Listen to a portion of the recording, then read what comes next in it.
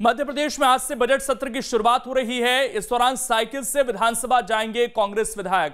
PC Sharma Shivaji Nagar से सुबह 9:30 बजे रवाना होंगे। नेता प्रतिपक्ष कमलनाथ 10:15 बजे विधायकों से चर्चा भी करेंगे और पूरी कोशिश ये होगी कि महंगाई के मुद्दे पर सरकार को घेरा जाए। न सिर्फ सदन के अंदर हमें हंगामा देखने को मिल सकता है, बल्कि सदन के बाहर भी पूरी कोशिश होगी कांग्रेस की। और जैसा हमारी सहयोगी बता रही थी कि विपक्ष भी मजबूत है। इस वक्त अच्छी खासी संख्या में विधायक हैं कांग्रेस के, और ऐसे में अगर सभी लोग साइकिल से पहुंचेंगे तो जाहिर बात है कि दबाव बनाने की कोशिश यहां से सरकार पर होगी।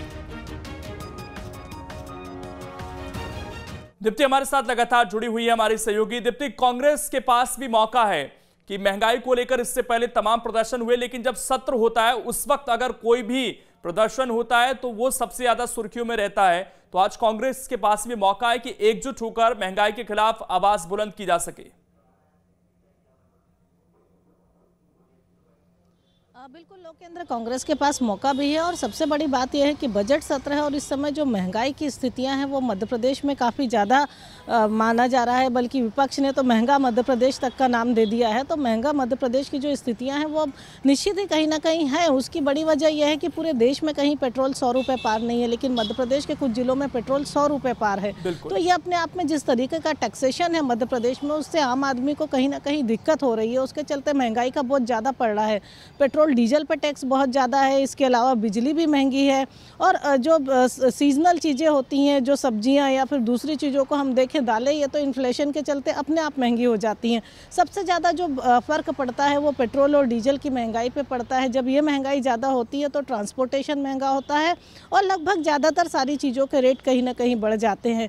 तो मध्य प्रदेश में जो सबसे बड़ी बात है वो यही है कि जो टैक्स हैं वो बहुत ज़्यादा हैं पेट्रोल डीजल के, और 100 रुपये पार पेट्रोल बिकना अपने आप में एक बहुत बड़ी बात है, जो इससे पहले शायद नहीं हुआ।